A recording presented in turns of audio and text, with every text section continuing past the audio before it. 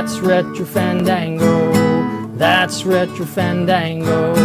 When it's Android over iPhone, and you can keep your stupid amiibo and always bashing on Nintendo. But that's Retro Fandango. That's Retro Fandango. Thanks, Retro Fandango. Wow! Hello. Welcome to Retro Fandango, episode number 1 something. No, 217. Wow. We passed 200. Wow. When did that happen? I guess 17 episodes ago. Wow. Cool. I really don't remember these things anymore. Well, this is Retro Fandango. The thing in front of you is a microphone. You're wearing headphones, and you're going to talk for 90 minutes. That's the challenging part. Well, you must have a lot to talk about. It's been a whole month since we've done a show. Let me tell you, the people... It's been that long, hasn't it? Yeah. 4 or 5 weeks, something like that. The people have been clamoring for more. They're like, where's my Retro Fandango? And I had to tell them it'll be ready when... It'll be here when it's here. Actually, nobody said anything. Nobody cared. It's fine. Oh, yeah. It's all good. And nobody's here. Yeah. Oh, and nobody's here. Yeah. Which is actually fine. That's okay. Because then I could talk to you for a little bit because we haven't talked in a month. I got a whole bunch of stuff to talk to you about. I don't even know where to start. I don't know if I should start. I don't know if you should start. I don't know. I'm starting by peeking around in the background there, and you finally got rid of all your boxes. Oh, maybe you did a while ago. Okay, yeah. No, that was the other day. All that stuff that was there was all temporary. Mm-hmm. Just to get it out of the way while more pressing things got done. But Sarah got a job, by the way. Okay. She's working in a hospital again, so congratulations to her. Congratulations, Sarah.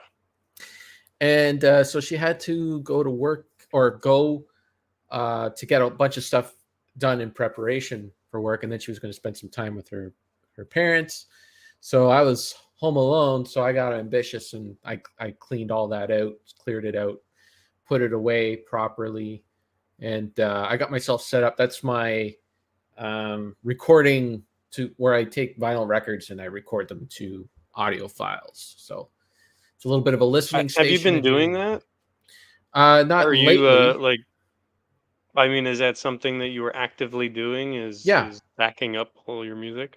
Well, not necessarily backing up all my music, but there are certain albums that I have, but they're like, I could go on Apple Music and buy them or something like that. But I'd rather just, I'll just rip my records and listen to them that way. Like I can't, like there's, obscure Canadian bands or whatever. Nobody has them. Like they might be on YouTube, but they're not great quality or whatever. Like nobody has a FLAC file, if you will, of Coney Hatch, for that I could just download off the dark web. So I just take the records and I rip them. I'm listening to them anyway. So, and I bought that stupid, audio board. So I might as well use it for something. And yeah. Okay, cool. Well, it seems like cleaning up and organizing is what you have to do when somebody else goes and gets a job. Yes. You can't feel like, well, I'm just going to sit here and play video games. Well, or I and can do something productive. Like today, I got Sarah to give me a crash course on the laundry because I had learned how to do the laundry. I finally got her to show me back at the old house, and now all the equipment here is all new. And I'm like, I'm not going to expect you to come home and do the laundry, so I might as well, figure these things out. So I did several loads of laundry today. How many steps are involved? What's the magic process? It's actually a lot easier here at this house than it was at the other house, because the other house there was all these rules and everything. Don't put this in there and that in there and this. The machine kind of does everything for you. You just got to set up the machine right, and it does the magic for you. Well, this is that fancy machine you bought a while ago, the Queen Bee something. No, we had to give that up. We had to really? Yeah, we couldn't we put it in our listing that we wanted to take the washing machine with us. They could have everything else, but that washing machine was special. We spent, $1,800 on it. We want to take it with us. And it took after a month of waiting for the house to sell, and the offer that we liked, and the one thing that they put in there is that we want the washing machine. And my real estate agent is like, do you really want to break this deal over a washing machine? I'm like, you know what? No, they can have it. Or if we really want one with the money we're making off the house, we can buy another one. But the washing machine here has been solid, surprisingly, because it's all modern and has all the sensors and everything in it. But they're about both of them are about 10 years old, and they still seem to be running fairly solid. So you don't really find that normally with the newer stuff. The newer stuff just seems to break down so quickly, but knock on wood, seems okay so far. Yeah, all right. Doing the laundry. Yeah. Look at you. I'm going to be Sarah's happy with the results. Oh, yeah. Yeah. I mean, well, she took absolutely anything that was precious and put it off to the side and said, don't touch these. I'll do them in my free time. Just leave this stuff alone. You can wash all the stuff that wash the matter. Towels. Yeah. The towels, bed sheets, my underwear. That's all. That stuff's okay, Okay. But this delicate shirt that needs a certain amount of TLC that I'm not equipped to give it. That goes off to the side. Okay, fair enough. There you go. This is why nobody is here. We used to talk about movies and video games, and now it's laundry. I played a video game. Me too, but I want to hear about your video game first. Well, I was on the Twitter the other day, and our buddy Ryan, Retro Gamer Rantin, posted about Chips Challenge. It was one of those freebie games that you got on Windows. Yeah, the little kid who has to pick up the chips and get the keys, and there's all these little obstacles. And I was like, wow, I remember that game. I used to play it all the time. And he knows all these obscure games. Yeah. So I checked on Steam, and sure enough, it's just available to play. So I downloaded it, and I started playing Chips Challenge again. And it's one of those fantastic. It's available on Steam to play for free? Yeah, apparently there's a couple different Chips Challenge 1, 2, 3, whatever, and all the later ones you got to pay for. But the original one that I remember is right there. Nice. The only thing is, once I put it on, I was like, this doesn't look the same. This does not look the way I remember it.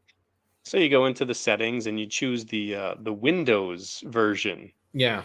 And that was the one I remember getting on whatever PC I had way back when. Were you playing the DOS version? Yeah, I guess that was it. Yeah. Because there's a little more animation. Chip looks completely different. The sound, everything is different in it. Yeah. So I put it back to the way I remembered it. I was like, yeah, all right, that's what I remember. And then I played about 3 seconds of it. I was like, oh, this stinks. I got to put it back to the DOS version. Yeah, the animation was stiff. The sound is weird. Every time you hit a wall, it's like.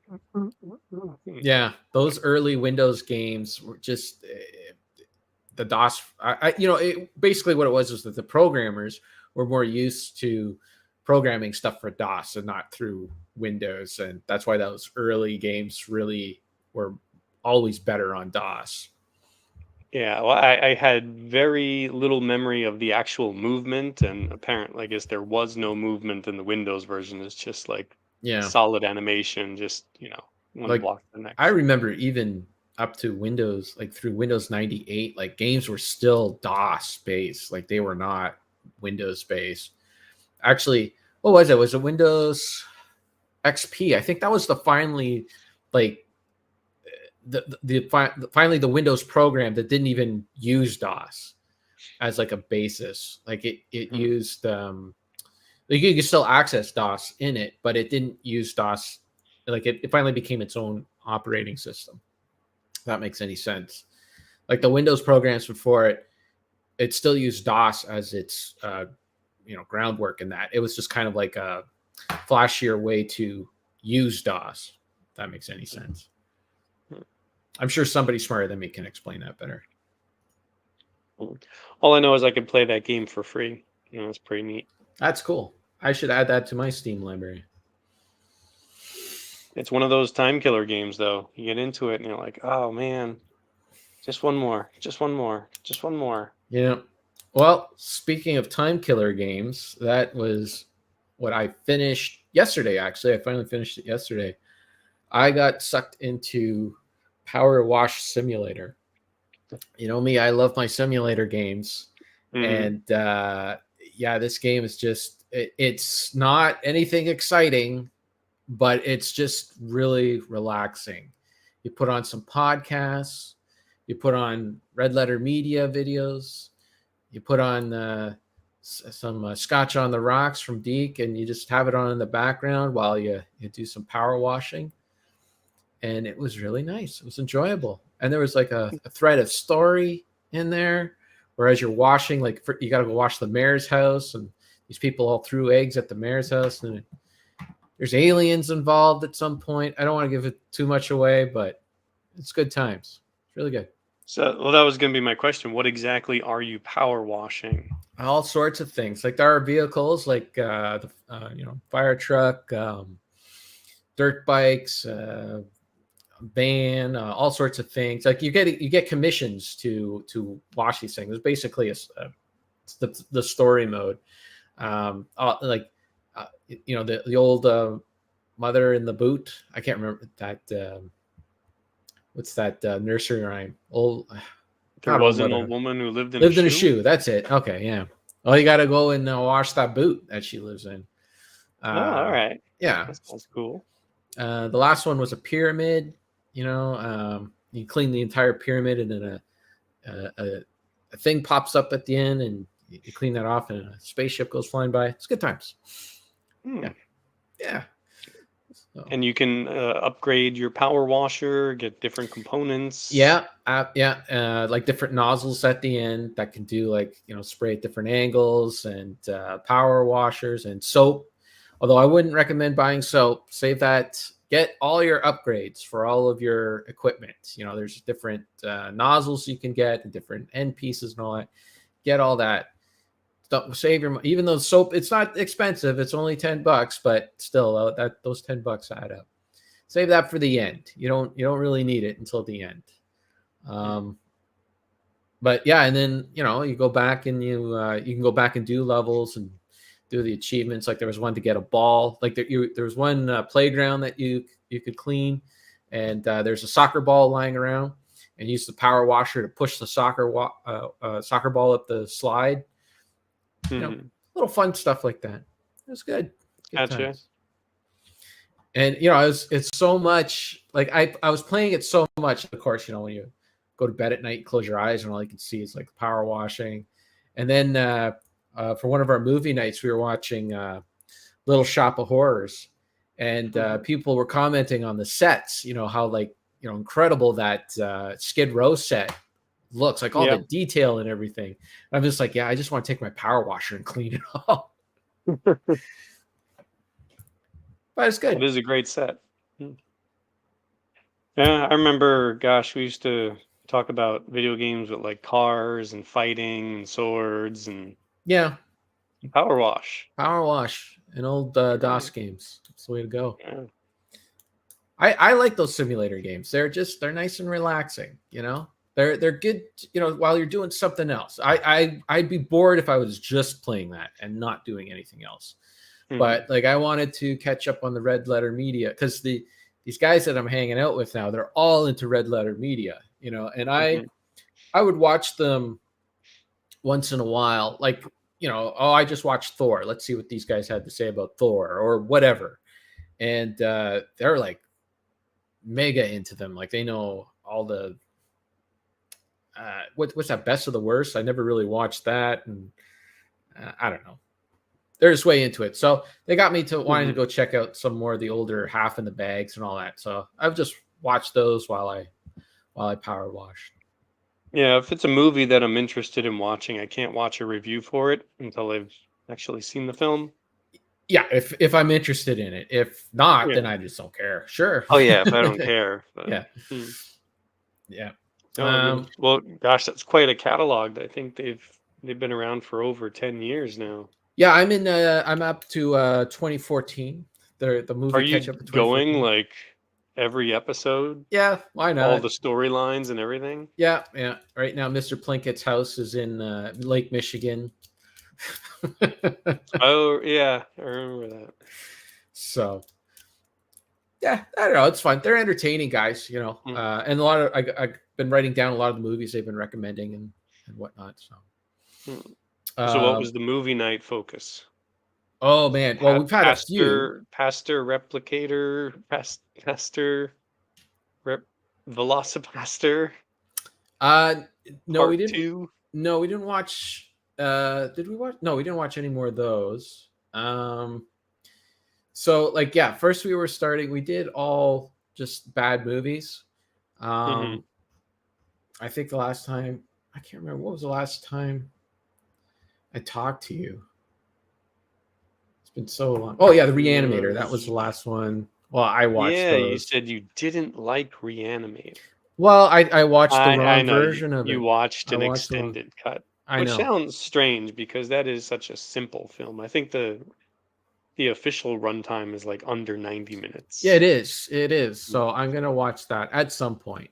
Um, but I finally, yeah. So we did a bad movie night again, and we watched. I finally watched The Room. You know A that Tommy infamous. Wiseau movie? Yeah, that I've infamous. never seen that. I had never seen it, and this was my first time, and yeah, it's pretty bad. it's uh, it's quite awful, laughable bad. I don't think it wasn't as good as Samurai Cop. Samurai Cop had those lines that you could tell that The Room didn't really seem to have that. I think it just Mhm, got I think it got around because it was I don't know, just somebody on the internet caught it and everybody else kind of picked up on it, kind of thing. mhm. But it was still entertaining as a bad film. Then we watched Miami Connection. Have you ever seen that? I know the name, but, isn't that the same guy who did Samurai Cop? No, it's some other guy. He was basically had like a lot of these movies are from guys who have a lot of money and they just want to make a movie, but they really have no Yeah, idea yeah. how to make a movie and they don't want to invest in people who do know how to make a movie. They just want to make some sort of weird vanity project. That's what The Room is. It's basically a vanity project. Mhm, Um, so Miami Connection is like this guy who owns a dojo in Florida basically wanted to make a kung fu movie. So mhm, he got a bunch of his friends together to make a kung fu movie, and it's just a bunch of scenes that don't make any sense. Like you start off in the dojo, and then there are ninjas all around that are running around in the middle of the day. There might be a mhm. cut to a car chase. All of a sudden, you're in the middle of a biker gang. There's bikers driving around. The bikers must have pitched in some money into this film. Uh, he goes on stage and he's playing some terrible song that he paid somebody to do it, and he gets up on stage like he's supposed to be part of the band. And I've never seen anyone air guitar like this before. He doesn't like most people when they play a guitar, right? They'll hold the guitar and they'll strum, and they might be holding. Mhm. Maybe they'll move their fingers over here, but they'll just strum. You Pretty know, much, yeah. he does not do that. He takes this guitar, he holds it in his hands, and he moves the entire guitar like this, like up and down, like he's playing it. It is so funny. Hmm.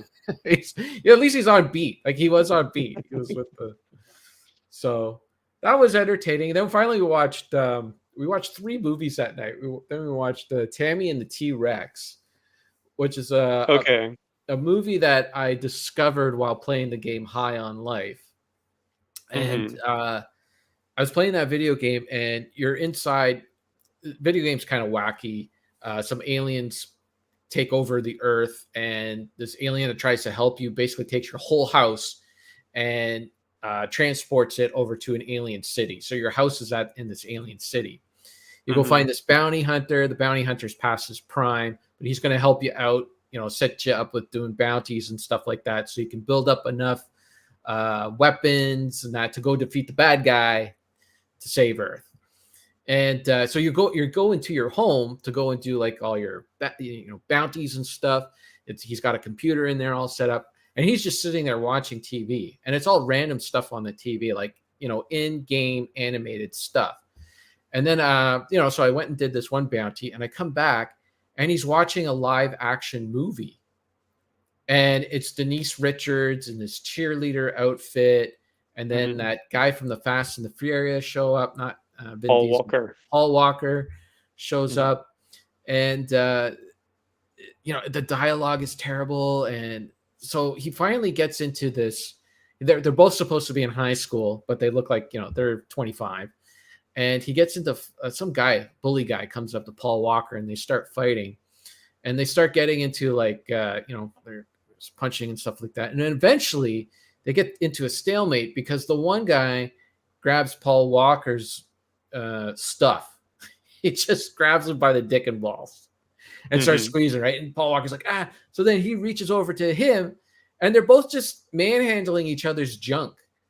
And they're just like, ah, and it's like a stalemate. And then eventually the cops come in and bust it up. I didn't know about that part. And that's where I stopped watching. And I'm like, I got to watch the whole thing. So then that's when it became part of movie night. We watched the whole thing, and Bernie from Weekend at Bernie's is in it. He's like the main bad guy, and he comes up with this idea that he's going to put Paul Walker's head into the T-Rex. And of course, because Paul Walker is Denise Richards' boyfriend and girlfriend, she falls for the T-Rex. That's all I'll say. Take it from there. Watch, make sure to catch that. Tammy and the T-Rex. I kind of miss going to that was the appeal of going to Blockbuster back in the day and finding just bizarre movies that would never make it in any public forum. It's just, here. Yeah. You want to watch this? Oh, thank you. Rocket Sauce is here. He says, nice setup, Kevin. It's not even done yet. It's not finished yet. So I can see an Ecto 1 though. Yeah. Right next to a Mario ghost. This is actually a Christmas ornament that I leave out. See, there's a thing to put it on your tree. Does it make noise? It plays the Ghostbusters song. I'm not sure if I want to play it because we might get a copyright strike. And yeah, Sarah was going to throw this out. She's like, I don't like this. I'm like, okay, so I just put it there, and I haven't gotten rid of it yet. So there you go. Sauce says you didn't get a notification from the YouTube app that you went live. Wow. We went live. We were on time. So that was Bad Movie Night number 1. The next one we did last weekend. We wanted, the idea was to do the good, the bad, and the ugly. I'm not sure if we should be watching all bad movies. Maybe we should watch a good movie. So that's why I chose Little Shop of Horrors, because some of them had said, "Oh, I haven't seen that in since it was originally out." I'm like, "Okay, great, yeah." I have and in my my room I have my Seymour Funko Pop and my Shop of Horrors VHS tape, set up, like it's in there. Okay. And they're all like, "Hey, I want to watch that." Okay, so come on over. So I put the movie on, and it starts up, and they're all looking at each other like, "Is this a musical?"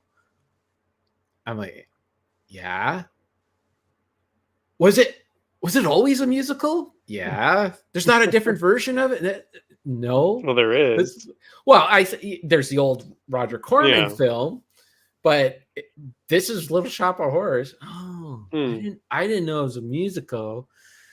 So I don't know I really don't know how well it went over. Like, I know people really that movie is a masterpiece. I agree. And I also made them watch both versions, like of the ending. Like I played the original, and then I played the director's cut. The director's cut. Like, you guys got to see the director's cut. And they were all upset because he let Audrey die. I'm like, well, I'm sorry. But yeah, I love that ending of that movie. It is fantastic. It is the greatest alternate ending in history. Period. The fact that just got shut out, like just got cut. Exactly for what what you just said. People were upset that Audrey got killed. They needed the happy ending, Yeah. Well, one of and my then yeah. all the brilliance of that original ending just swept under the rug for what, 20, 30 years. Yeah. Well, and one of my friends said, that they really should have did a mixture of both endings. Like still had it that the plants take over the world, and I'm like, I think Frank Oz was just so pissed that they wanted him that he's like, screw it, I'm just gonna cut it all. We'll just have the movie end on that. If you want your happy ending, boom, there you go. Oh, you Sauce got to see hasn't the seen that director's ending. cut, Ryan. Yeah. It's mind blowing. Yeah. So we watched that, and then we watched a movie called Things, because I was watching old Red Letter Media. They bring it up in one of their early videos, and I guess because they hadn't done Best of the Worst yet, they incorporated it into half in the bag.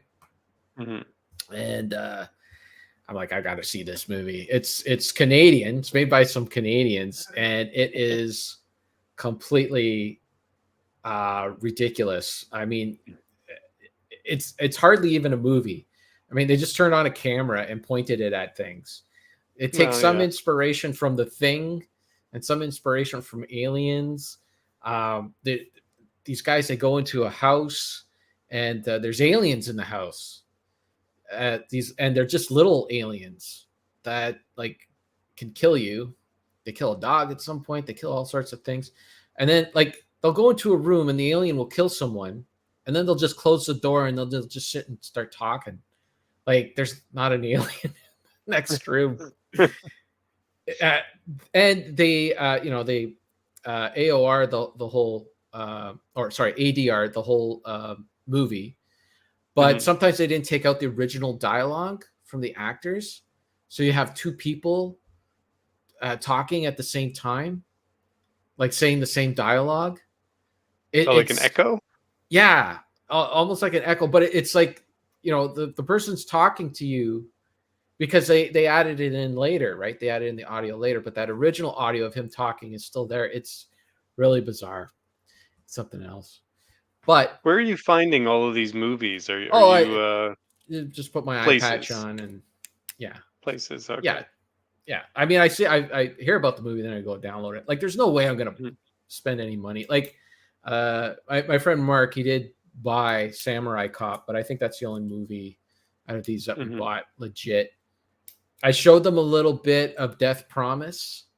I teased Death Promise. Remember that movie that we did? Death Promise. That was the bag over the head movie? Yes, I think so. Okay. Yeah. Anyways, I gave him a little tease, so that's going to be the next one we watch. But we'll just watch that off of Tubi. So having good fun with that, and so we've been alternating like bad movie nights with Dungeons and Dragons. What? I've been playing some real D&D. Yes, Death Wish 3 is on the list, Ryan. Several people had seen it already, so yeah, that's just a good time. But yeah, been actually playing some real D&D. How have you been playing Dungeons and Dragons? That's like role playing and stuff. Look at this. I even got my character sheet all typed up. I've never even played Dungeons and Dragons. And then we got like there's all my spells. I just started, right? So I don't have too many yet. I'm bard. Some backstory in there. You're a bard. Yeah. Well, I wanted to play a charlatan. That was my goal. I wanted to play like a Bill Murray type of charlatan. So I did my research. What is that? Well, like Bill Murray in Ghostbusters was a charlatan. He was always. Oh, you mean as a character? I thought you meant like a. This is the name of a game. Your character type. Yeah. Okay. Always out to make money and make scheming. Okay. Sort of Ralph Crampton or something like that. But they said that the best way to go about that is to play as a bard. So initially I was going to do the rogue thing, but I went as the bard. So yeah. So again, I've never played Dungeons and Dragons. Do you set up a table and move little pieces around, No, and you got little. no pieces. Basically, we started talking about it, and yes, I am a nerd. Sauce, thank you. We started talking about playing and who's gonna. Everybody wanted to play. Nobody wanted to be the dungeon master, right? Because they didn't want to have to come up with a story or anything like that. And I don't know if you remember, but about a year ago, I bought those Dungeons and Dragons books, right? And I found them at a thrift store. They were like $8 each, whatever. The regular price of them were like over $50 or something. So I'm like, well, I better pick these up, even if I don't use them. Maybe I'll sell them or something. So I brought these 3 Dungeons and Dragons books up, and one of my friends, she looked at it and she said, "Okay, I'll be the DM." And she got all excited. She's like, "This is like one of the best campaigns. I'll organize the whole thing." So she's the one who actually typed all this stuff up. I didn't type it up, but Okay. she did all that. And yeah, she's following this book. So basically, the story that the dungeon master follows is all the rules and everything are in this book. So we all come up with our characters and that, and what we can and cannot do within this universe. And then she basically gives us the universe to explore and play in. So like the first night, we created our characters, and so we just did like a little easy campaign where we went, there was a farmer that needed, there was some beast that was coming and killing his chickens. So he wanted us to just find out what's killing his chickens and get rid of it. So we go to this farmer's field, and it turns out that there's 3 boars that are sneaking into his field and killing his chickens. So that's what we did. We just killed the boar. So that was our first day. And then the second day, that's when we actually started the campaign. We went to some town. We're in a bar. And then all of a sudden, like this bar is like surrounded by some sort of weird pit that monsters can come out of. And this big giant ogre comes out. Like all these adventurers just sit around, hang around, wait for an ogre or something, some sort of thing to pop out of this hole so they can kill it. So that's what we did. Some big ogre came out and we killed it. And then because we did such a good job killing it, some famous writer in the D&D universe comes and says, "Hey, I want to hire you to go find my friend. My friend went missing." So we got some information from the person, a lead, if you will, and then we went and investigated to find out, follow the trail for his friend. Yes, this is D&D talk, Duke. Hey, Duke. Unfortunately, yes, says Rocket Sauce. Well, I'm sorry. Not everyone's into Well, you D&D. should incorporate Little Shop of Horrors into your D&D. It'll make them happy. I mean, you can make anything into D&D, but I'm really honestly very curious. When you say like you killed the warthogs and the ogre came out, like what exactly happens? Because I as far as I know, the dungeon master says, "Okay, this happens," and then like what do? You just say, "Okay, I pick up my sword and I cut the warthog." So the dungeon master has the book that has basically all the rules, right? So she comes up with like, okay, there are 3 boars in the thing. It'll tell her like how powerful the boars are, how strong they are, right? And then she rolls for the enemies. Well, first you do what do they call it? Oh man, I'm so bad with the terminology in that. Initiative. That's it. So then the initiative goes in the order that everybody rolls. She rolls initiatives for the boars. So it's kind of like, those turn-based RPGs, right? Where, like sometimes like you're playing Final Fantasy, like you'll go, then someone else in your team will go, and then one of the enemies will go, and another member of your team will go. That's basically all initiative right there. All that order is decided by, so you roll the die for initiative, decide what order you go in, and then whoever goes first just decides what they're going to do. What do you want to do? Do you want to attack the boar? Do you want to run away? What do you want to do? And then they decide, like they look at what everything they can do. So like for instance, when we started fighting the boars, I was like, I'm one of the weaker characters because I'm just a bard, right? I built my character to be all like I got plus intelligence, wisdom, charisma. Fighting, I'm not so great at, right? Mm-hmm. So I basically just hung back and let the team go fight the boars. And then one of the boars started coming at me, so I cast a spell to turn myself because I had a deception, some sort of deception spell. So I cast that to disguise myself as a scarecrow. That was my idea. So I'll hide as a scarecrow, and my spell failed. So I ended up just turning my hair into straw. You know, All right. just it's just stuff like that. That's what happens. So. Okay. Yeah. Yeah, Vox knows about Final Fantasy. He's played a Final Fantasy game. Pay attention. No, I haven't. Okay. Yes. It sounds fun, but it's the rule set that I'm just very fuzzy on. Like I don't know what is allowed and what is not allowed, and We are all fuzzy on it. That's the one nice thing is that none of us really knows what we're doing. Our two friends there, Mark and Avril, they have a little bit of experience, but the rest of us are just kind of playing for the first time. So Saw said he used his wit against the troll. Very good. Okay. So does that give you any sort of understanding of? I'm still in the same. I'd have to actually see a game being played to really. Yeah, I totally get it. I mean, like I said, we're not even really sure what we're doing. Like when we were playing last week, and apparently, like there was a few things that we were doing wrong. Our rolls were terrible, but there was a few things that actually given us a boost that we didn't add to our rolls, and that's why we were playing so horribly. Like we got stuck into we were trying to figure out we were following the trail of this one guy. We're trying to find out where he is, and we go into this building. We can see that people have gone into the building because there's snow all around the building, so there was footprints going in, but there was nobody coming out.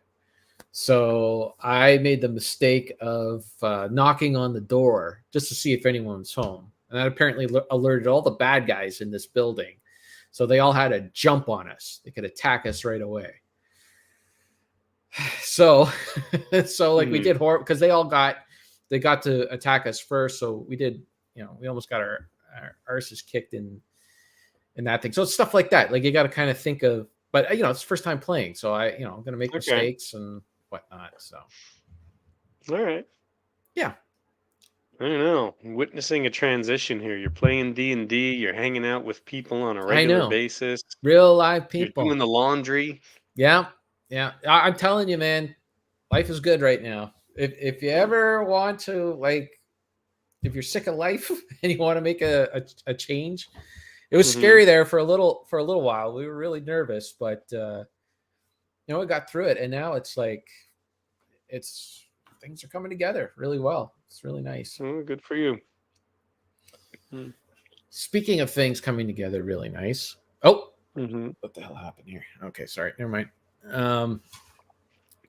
Believe it or not, I tried to send you something to encourage you to check this out. I don't think you did, but oh yeah, I forgot. Oh, you forgot. Okay. Well, what I sent you, and get ready, Rocket Sauce, because this segment's for you.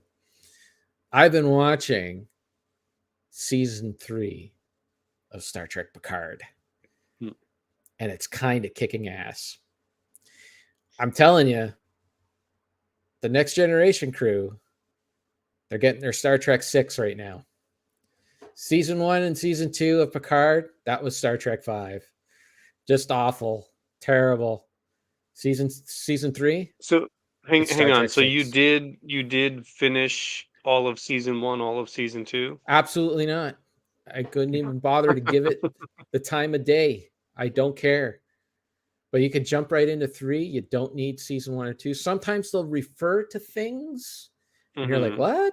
All I did was watch the Red Letter Media videos on season 1 and 2, so I have some idea. There was something there, like Picard is a robot now, technically. I remember hearing about that. Yeah, Yes. so I know that. But other than that, I don't really. So sometimes they'll say something, and I have no idea what they're talking about. But it's very rare. Like I'm talking, like I'm on 6 episodes in now, I think 5 or 6, and it might have happened twice where they refer to something, and I'm like, I don't know what they're talking about. But like everybody that was in season 1 and 2, except for Raffi, I think her name is, and Picard, they're the only characters that are still there. Everybody else is gone. They're all kicked them off the show. It's all So just that's what I'm curious about. Did they? I'm guessing the fan reaction was just so bad that they said we've got to completely abort what we were going into and switch it around to what is something the fans would be more interested in. yeah, and it's working. I- I don't I'm really just like. Yeah, I'm curious about the transition. Like, how did they say, okay, we're going this way, and then nope, now we're just going right this way. I think season 2 ended like there was a conclusion to season 2, right? It wasn't left on a Okay. cliffhanger, kind of like so because where they start on season 3, it's like whatever happened on season 2 didn't matter. It doesn't matter. Who cares? Mhm. It doesn't.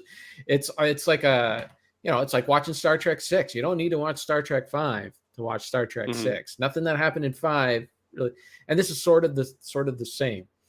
Now the show does slip once in a while. I mean, it is a serialized show, so there are a few things that are dragged out. A couple times, like a few times, some things don't make sense or whatever. But for the most part, they're doing a really good job. They have so first of all, this action star that was Picard in the movies, and then he became like Mhm. this philosopher guy that would just go on about the stars and the wind and all whatever. That's gone. It's back to Picard from the Next Generation. I mean, there Okay. was even a part in the second episode. So they catch a guy, and these bad guys who are in a bigger, meaner ship than what Picard and Riker are in, they're ready to blow the ship apart because they want the guy that's on the ship, right? And the guy is a fugitive. He is a criminal. He has done some bad things, but he doesn't really deserve a death sentence for what he's done. So now the conundrum is if we keep him, these guys are going to blow up the ship. If we, uh, uh, but we can't give him back because that's like sending him on his death sentence. And Picard is just sitting there outside of the cell looking at the guy. He's like, I don't know what to do with you. I don't know what the right thing is.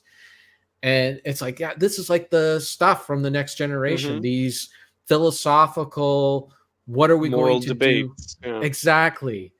And there's the uh the captain that they're on a ship, and they got on the ship under a ruse that they're going to do an inspection, but they have other things in their mind that they want to do.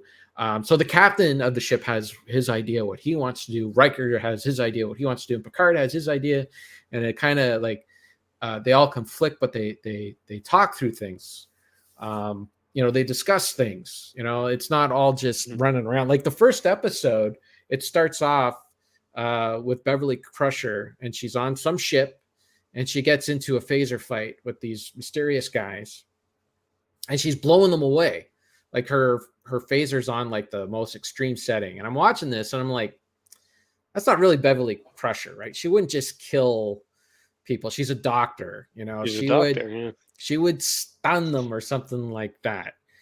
Then in the next scene, or a couple scenes later, as Picard and Riker are catching up to her, they're looking at all the stuff, and they're like, yeah, this is not Beverly. She would not kill these guys. She must have really been scared or really desperate to actually kill them. I'm like, what? This is well thought out. This isn't Star Trek. What's going on? And that was the only phaser fight in that first episode. The rest was all Mhm. just them talking and figuring things out. Amanda Plummer, she's Christopher Plummer's daughter. Hmm. She was in the movie that you and Melissa loved, So I Married an Axe Murderer. She played the axe murderer in that movie. Okay. But she plays a a villain, very schlocky villain in the tradition of Khan or General Chang.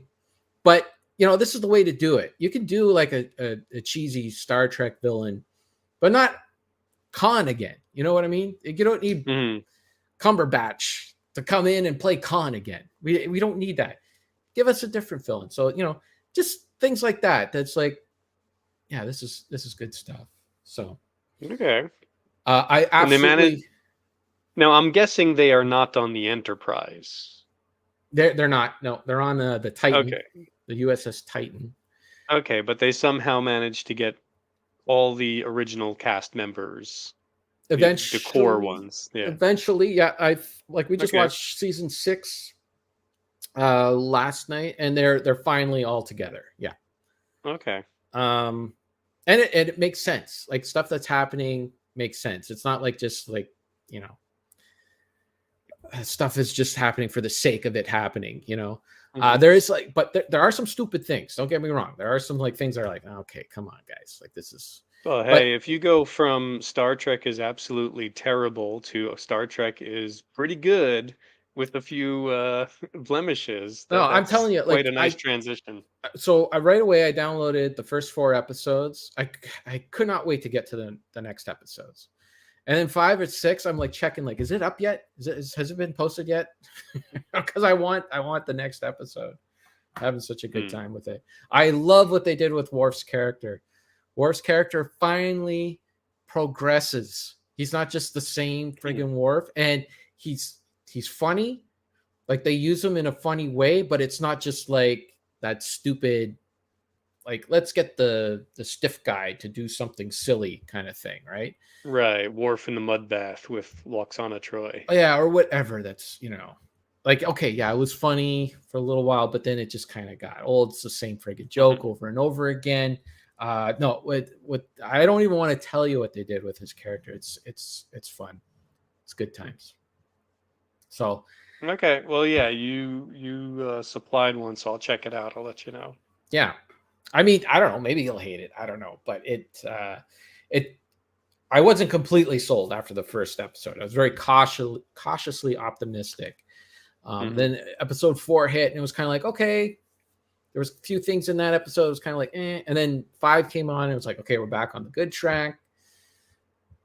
So, yeah, Star Trek's back, Okay, baby. all right. It just took what, 10, 12 years of Terrible stuff. Yeah, yeah, action schlock trying to please everybody, trying to get yeah, everybody into Star Trek. yeah. Well, and I think like Mm. anyone would like this show. Like anyone would. I don't know. Mm. I don't know. I like it. So that's all that matters. That's all Well, that that's something. matters. Whether or Mm. not I like it. There you go. Yeah, I've not been watching much of anything. Well, I mean, I watch my normal movies, but nothing incredible. Um, I've been watching a lot of older movies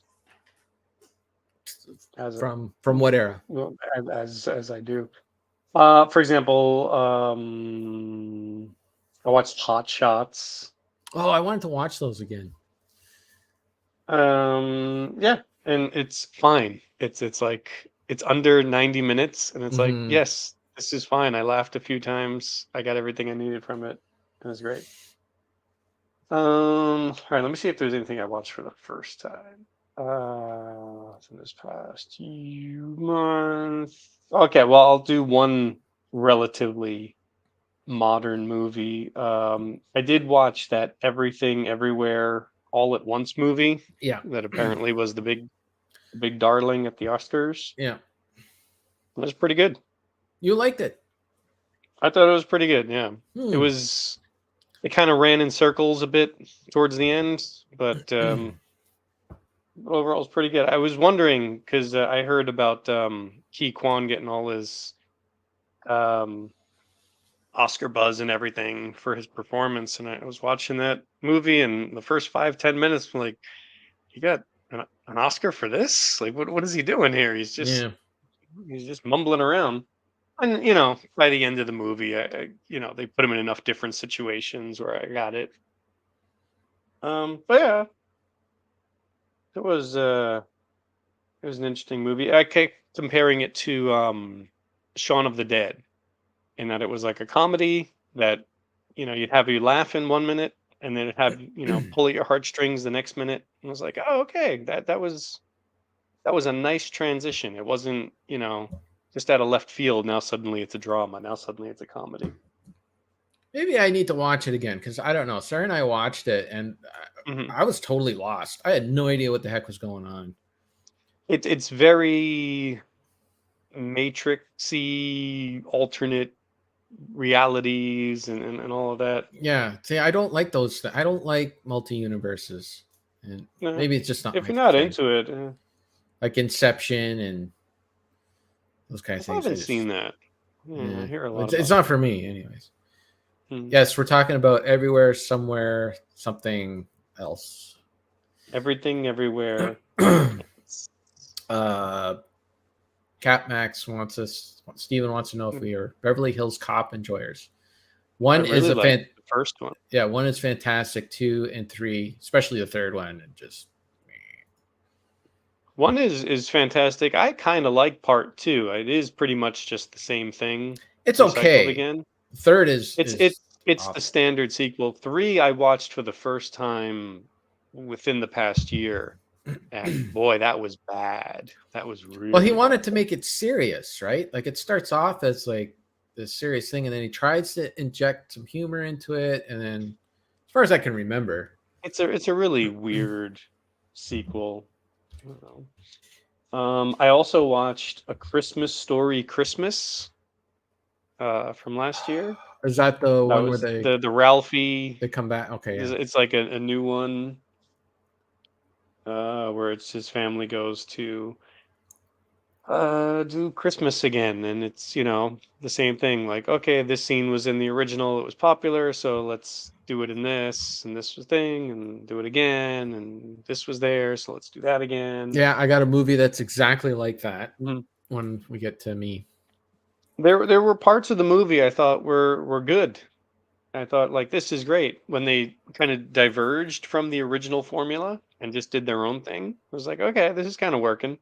But then it just falls into, we have to reference this, we have to reference that, we have to have this line, we have to show this thing because it was in the original.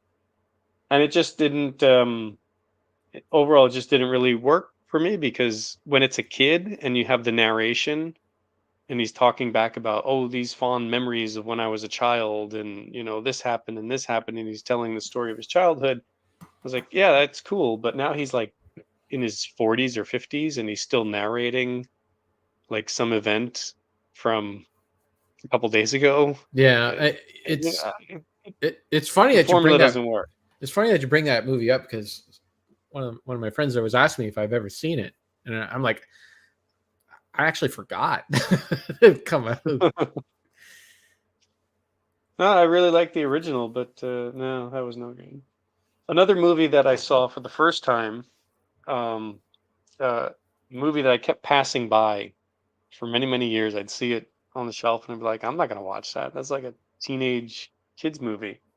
A movie called Mean Girls from 2004. I keep meaning to With watch that. Lindsay Lohan. Yeah, And what finally got me to watch it is I saw it was written by Tina Fey. right. I was like, oh, okay. I got a little faith in this now. And it's a pretty good teen comedy of just high school drama. It's one of Sarah's favorites. She has it on Blu-ray, but just never got around to it. It's a well constructed film where it does all the things that you expect it to do, but then it has that little twist, has that little, like, haha, here's some creativity, here's some fresh perspective. Sauce agrees with you, and he says my girl Lizzie Kaplan is in it. I don't know Who who is that Lizzie is. Kaplan? I don't know. I'm not sure. I watched the Naked Gun movies again. I watched Spinal Tap the other day. I finally watched Team America World Police, which had me laughing pretty hard at some parts, and then I was just like, come on, do a little The better. the pooping And then it scene? would get funny again. The pooping? Was it the pooping? I did see the pooping. Yeah. I've got Was that the the bad part? well, that was one of the parts of, just all right, this is the joke, and it just keeps going and going and going, and Yeah. yeah, so it has some of those where it feels like it. I had the same issue with that Everywhere All at Once movie, Hmm. where it felt like you're kind of stuck in this moment. Get out of that moment. Keep going. I love that movie. Uh, Even the but it pooping. had some really impressive parts. There were some parts I was very, very entertained. I watched Canadian Bacon for the first time. Oh, you haven't seen that. I haven't seen that in a No. very long time. Yeah, it's a very sloppy movie. It is. With a couple of good parts. Mm-hmm. I really liked Alan Alda in it. It was Yeah. fun. But that's it. Kind of like lots of little movies, nothing too big here. Okay. Well, because Steven's dying to know, I checked back on my letterbox, and Beverly Hills Cop, I gave 5 stars. Mm-hmm. Beverly Hills Cop 2, I gave 2.5 stars. Mm-hmm. And Beverly Hills Cop 3, I gave 2 stars because of the stunt work on the Ferris wheel, which I remember was pretty good. And that was the part that was in the trailer. They would show that in the trailer. I just remember George Lucas from the Ferris wheel. That's right. George Lucas was in it. Yeah. Okay, because everyone's dying to know. Yes, I have finally caught up with all the Kevin Smith movies. When I last left you, I think the last movie I had watched was Zach and Miri Make a Porno, which is really good. One of his best films. And then I think it's apparently during that the filming of Zach and Miri Make a Porno, Seth Rogen convinced Kevin Smith that he should smoke pot on a regular basis, like all the time, not just recreation, not just like when you feel like it. Make it part of your daily routine. And I, nothing against people who smoke pot or whatever. I know people that do and all that, but I think that weed just sucked all of the creativity right out of Kevin Smith, because every movie he had made since then sucks. I mean, really sucks. Well, Cop Out was okay, even though that wasn't really his movie. He just directed it. It had some funny parts in it, but it was a little crazy. I think we talked about that one. But the next movie he did was Red State. I gave that 1.5 stars. And that's 1.5 stars is really for John Goodman, because John Goodman is in it and he's really good. But the movie is basically about this religious cult in a red state who do not like gay people, and they find ways to kidnap them and kill them. And so then they have to, so the government has to go in, and basically it's kind of like a David Koresh situation where this government agency is trying to go in and take them out. And the government, like John Goodman's like the middle guy, the G-man, and his superiors are telling him to just go in and wipe everybody out, stomp this thing out.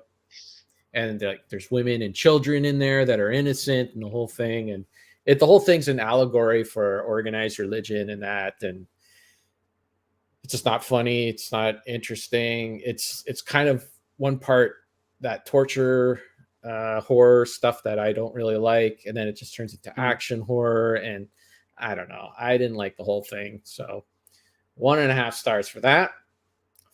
I didn't think we could get any lower than that. I thought this is the bottom of the barrel. And then I watched the next movie. Well, Duke, that's your opinion that Kevin Smith was never good. I got to disagree.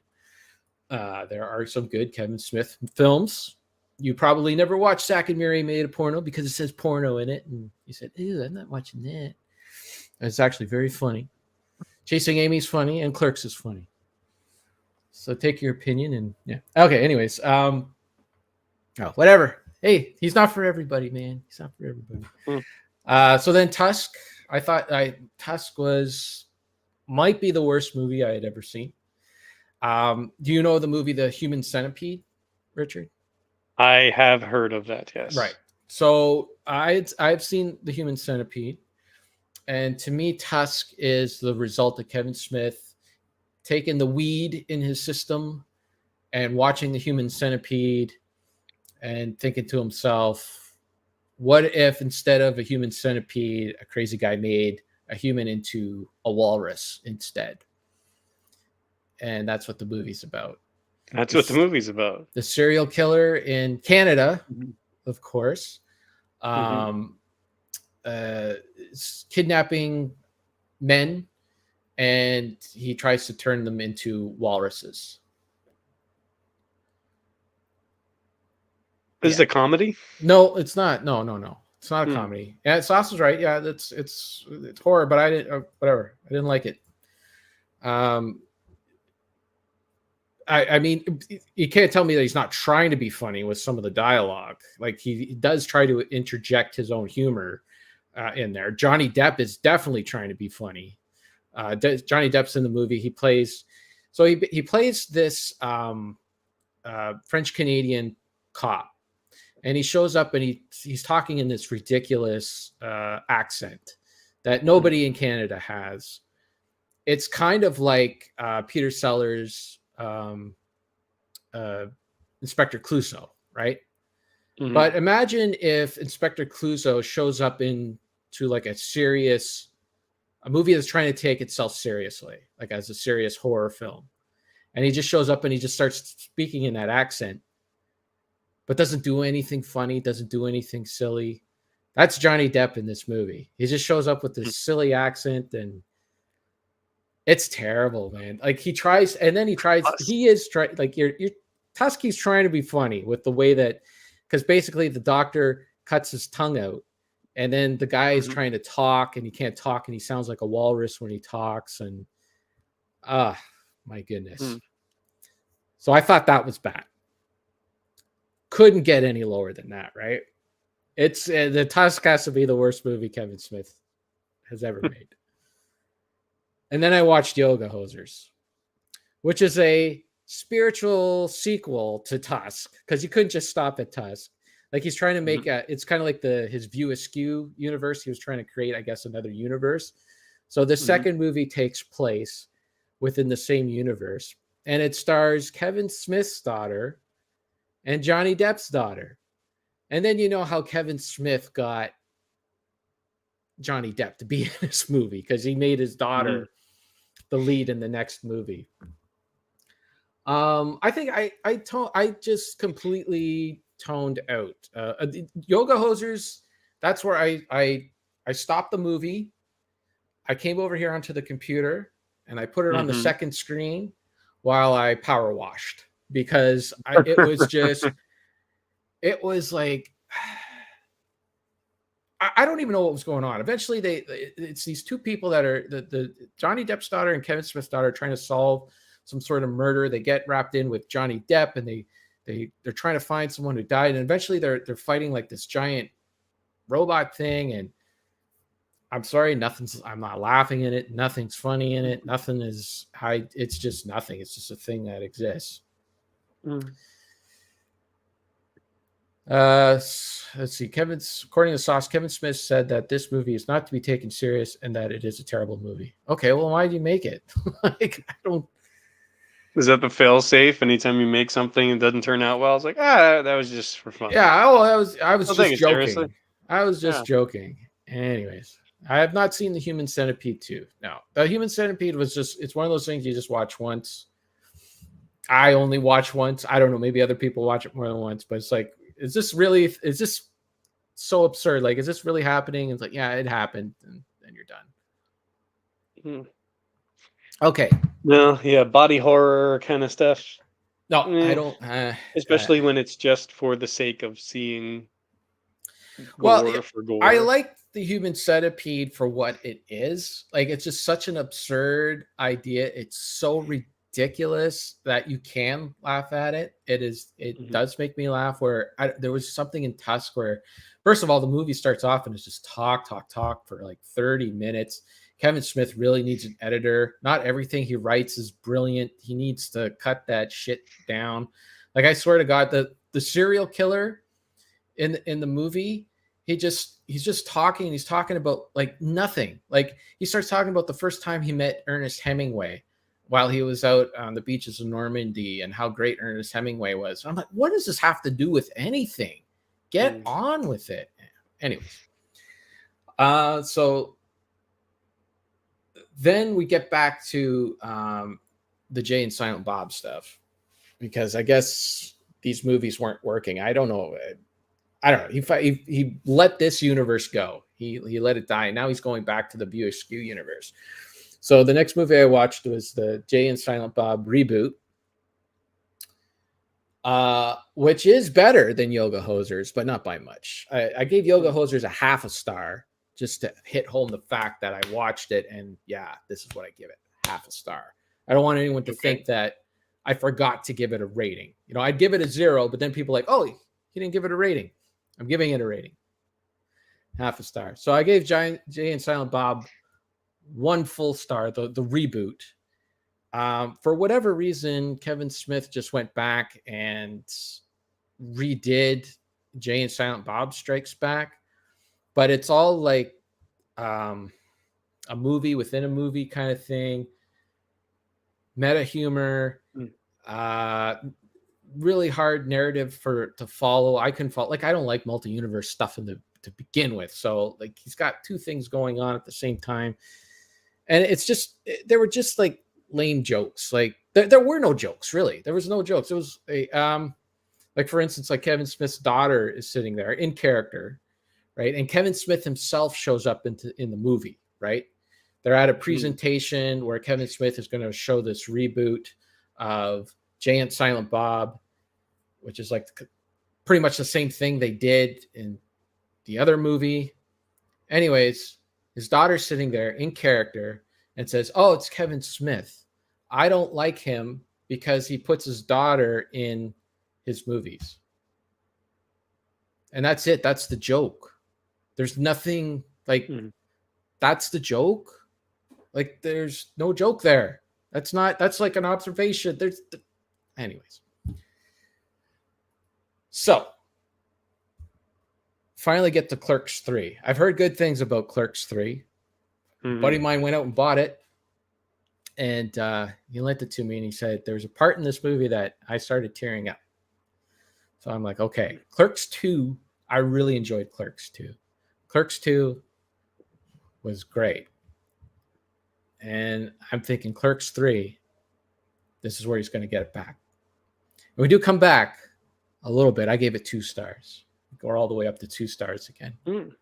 Because Clerks 3 is a movie that they avoided doing when they made Clerks 2. If you watch like all the behind the scenes stuff when they make Clerks 2, a lot of the one thing that's said over and over again by Kevin Smith and others is that we just don't want to make another Clerks. We don't want to regurgitate the same material again. We're going to bring these characters back. We're going to make a different movie. You know, we're going to have them back. It's going to make sense with the characters and that, but it's going to be a different movie. So the second movie, they're not working at the convenience store anymore. They're working at a fast food joint, and there's callbacks to what they did before, but it's not. They're focused on what's happening right in the current thing. Like, that's what they wanted. They did. This third movie comes out, and again, he just remakes Clerks, the first movie, within the third movie. It's yet another just meta jokes again, callbacks to all old jokes. Like, he didn't write a single new joke for this movie. There was absolutely nothing that made me laugh. It was just an overindulgence of the same stuff again. So there you go. There's my Kevin Smith journey. I'm now done. Thank you very much. Are you going to watch whatever future films he comes out with? Yes, of course. Okay. Yes. Because I've invested this much time. You might. I'm Dude, going down with the ship. Tusk, Yoga Hosers. If it Yeah, continues off in that, you're just gonna I gotta see it. I'm not gonna grin and spend any bear it. money on it. I'm not gonna spend any money on it, but I do have to. I have to know. I have to know what's going on. Hmm. There you go. Okay.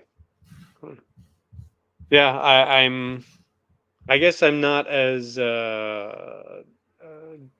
hardcore as Duke. I won't say that Kevin Smith is no good. I do think that that first Clerks movie is a pretty influential film, but yeah, it's just not for me. It's really weird. Like it was just so bizarre because you watch that Clerks 2, and like we don't want to make the same movie again. We don't want to do it.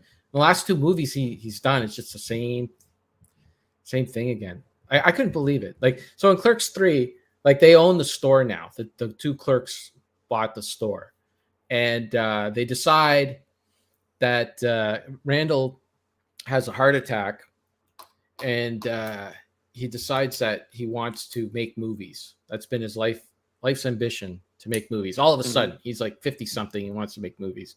So he decides to make a movie about his life. Where are we going to shoot this movie? Let's shoot it in the store. And then they just proceed to shoot Clerks, the first movie, in the store.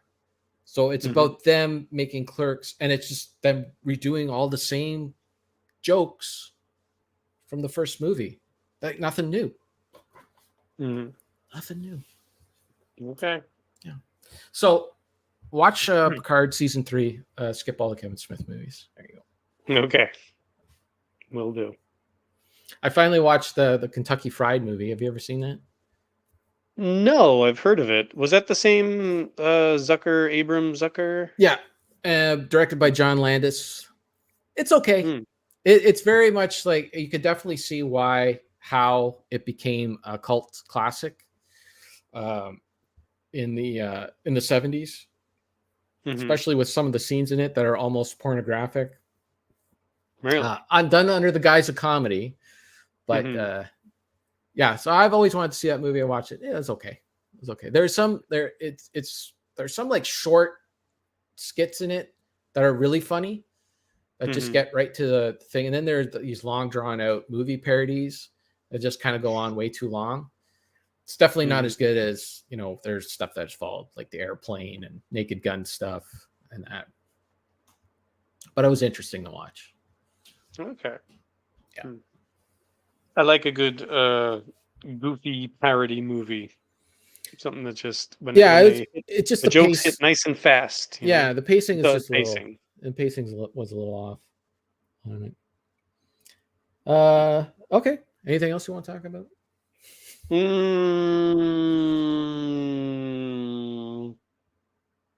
I think that's everything I was watching. Okay. I didn't really play anything other than Chip's Challenge. Yeah, I guess I'll check out the Star Trek Picard. Oh, I went to see Cocaine Bear. You heard about that movie?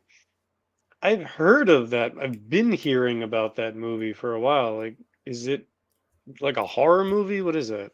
No, it's like a self what do you call it? Self-aware comedy movie. It's supposed to be a horror movie, and that all the best parts are in the trailer. Really, that's what it comes down to. It.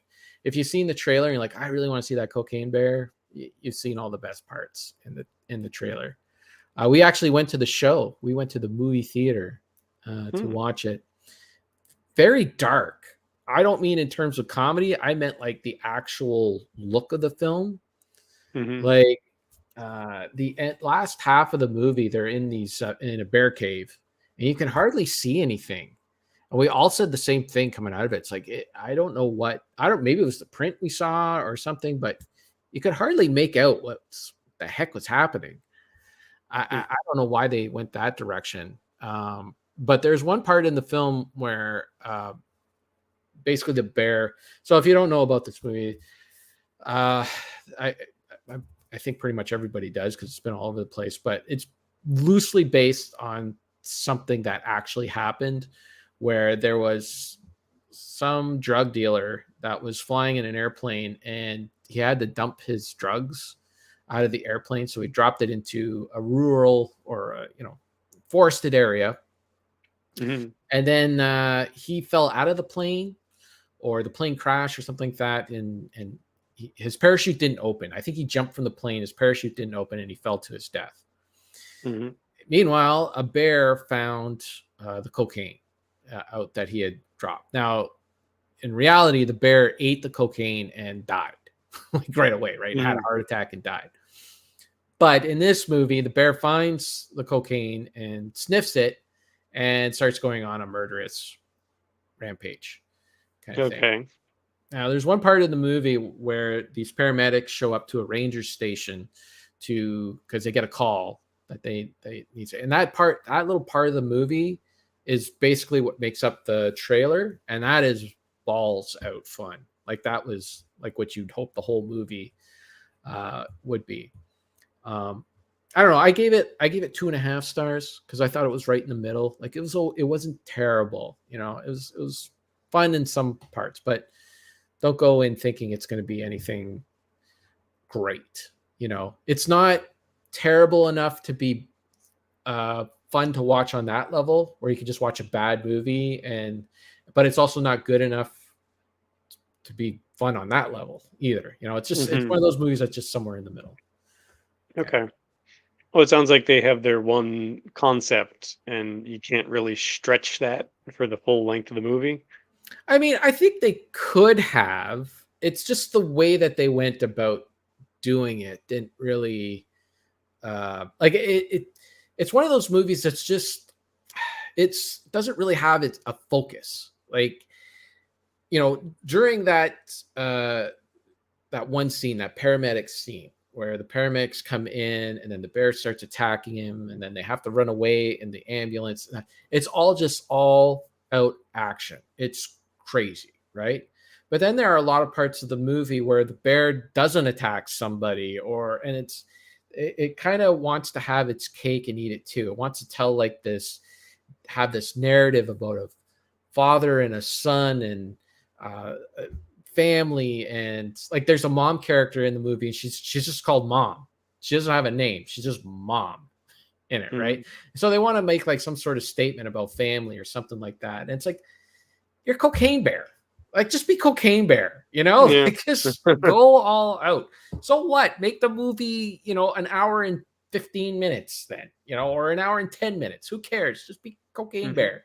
You don't need to be, wax this with I don't know why I'm trying to say words I can't say, but you don't have to be like all philosophical and everything about life and whatever. It's not needed. We just get to the cocaine and the bear.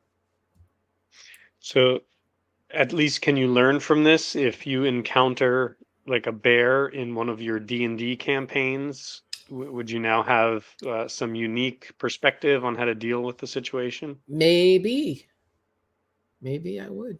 Hmm. Probably not, but Hmm. maybe on a second watch I'll pick something up. I don't know. Okay. Well, I am Uh, interested in hearing if you play any more D&D. we're going tomorrow. We're going Okay. tomorrow to carry on with our campaign. If you want to know, we caught the guy's friend, the guy that we've been looking for. We caught his friend, and we were grilling him for information, like where is this guy? Mhm. And then we went. We found out that he was in the sewer, like he got taken down into the sewer. So we had to go and heal up because we got the snot kicked out of us so bad. So we went and healed up, and you do that by sleeping. And there's so much Mhm. time. You only have so much time to rescue this guy during gameplay, right? Like the longer you wait, the more chances are that he's not going to make it. So we rested up and then we went into the sewer in the middle of the night because we didn't want anyone to see us going into the sewer. So then we went down there and we found a secret door. Some of us wanted to go down into the secret door, some of us didn't. So two people went in, the rest of us went the other way. I didn't want to go into the secret door because I thought it was a trap myself. But then the other way we went ended up being the way I went ended up being a trap because that that's just the way it is. Mm-hmm. But we got out of that situation, and now we found like there's this whole cult thing in the sewer, and I think that's as far as we got. There was some guy we stumbled upon a guy cleaning up some sort of living goo or something, and we had to figure out what to do with them. So yeah, D&D. There you go. All right. Yeah, I'd like to play some Star Oh, Trek D&D sometime. Apparently, there are Star Trek campaigns.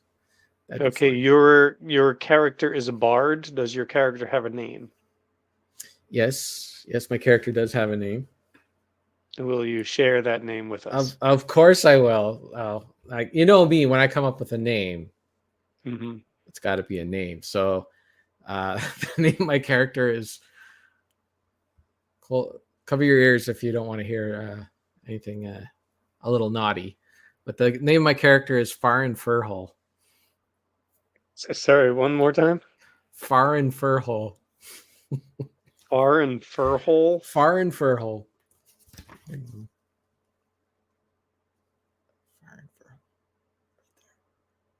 There you go. That's Okay. Yeah. There you go. Nerd. You can call me a nerd all you want. I thought it would be Skullet. Skullet. Yeah. Fun stuff. I'm glad you're enjoying it. Yeah. I mean, I'm going out and I'm hanging with friends, with people, doing stuff. What are you doing tomorrow night, Rocket Sauce? You sit there and play your Nintendo 64 by yourself in the pink basement or pink bathroom? Yeah. Take that. Harsh. Yeah. That's me, man. I don't hold back. You're like a cocaine bear. Well, I guess that's it. I guess we got nothing else. I got nothing else. Okay. All right. Don't. All right. Well, that's it. It's been a month. I thought we would be like pushing it 90 minutes, but I guess not. That's it. All right. No, I really don't have anything to talk about. Okay. All right. Well, thanks for listening and watching and all that stuff, everybody. Thanks for Duke and Sauce and Steven in the chat. That's it. That's all we had. That was good enough. Didn't need any more than that. Watch Human Centipede 2. Is that a real thing? Is there a part 2? I think there's 3 or 4 of them. I think. Yeah. Can't have just one. Okay. I guess not. Yep. All right. Goodbye, everybody. All right. Till next time, people. Bye.